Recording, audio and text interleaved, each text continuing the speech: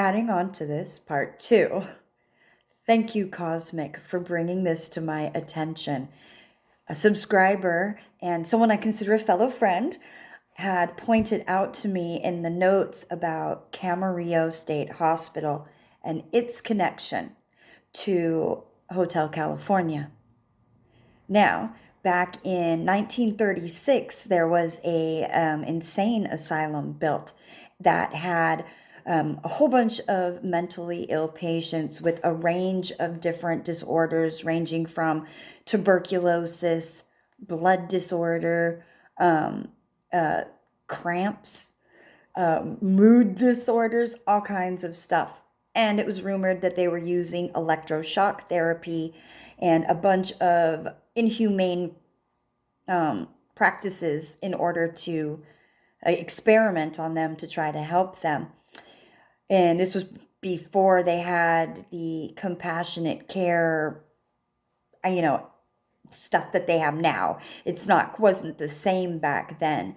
But with this hotel also, when it was an asylum, it also has history attached to that, even deeper, of who owned the land before it was an insane asylum.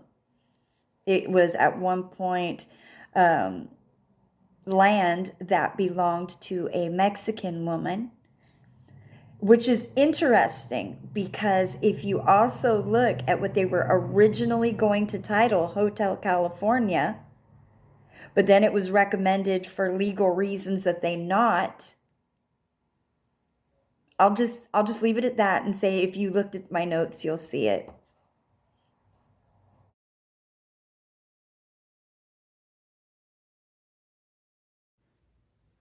A few more of my notes and some excerpts from some stuff I've read. So, with the Hotel California, there is a connection to the Mexican hotel. Now, if I read a little bit here, let me just tell you. It's possible that the site did inspire the Eagles, but concerns over retaining the Hotel California trademark led their lawyers to recommend the band members should deny it. Indeed, they sued a Mexican hotel for using their name and settled for an undisclosed amount.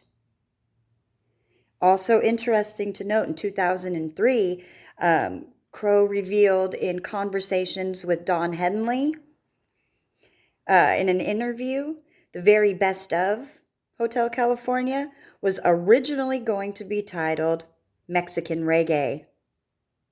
Mexican Reggae, aka Mexican Hotel, aka Mental Ward, MK Ultra. Wakey wakey.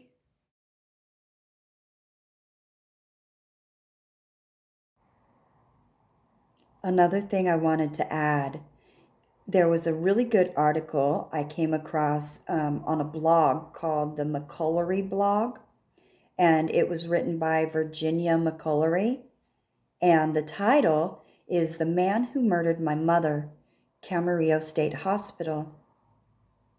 Now, I'm just going to touch on some parts of it, but it's a really good article, so I encourage you to look at it. Now, where I'm going to start isn't the beginning, and I'm just skipping around a bit to give you an idea. The world's first mental hospital was nicknamed Bedlam. It was in England and had many ties to Catholicism, Christianity. In the 1700s, the prisoners began being called patients and were labeled either curable or incurable.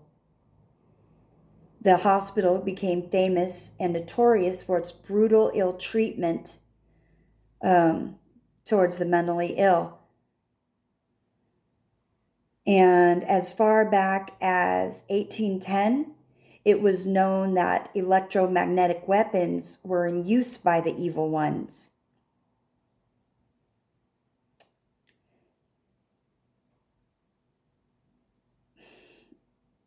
So just at a glance, you can see the MK Ultra programming.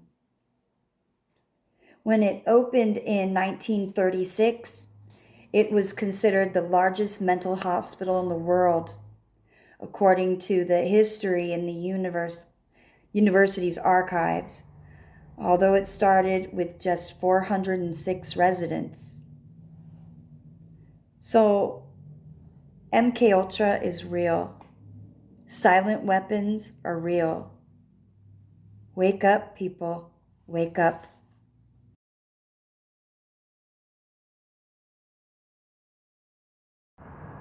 I definitely choose the planetarium.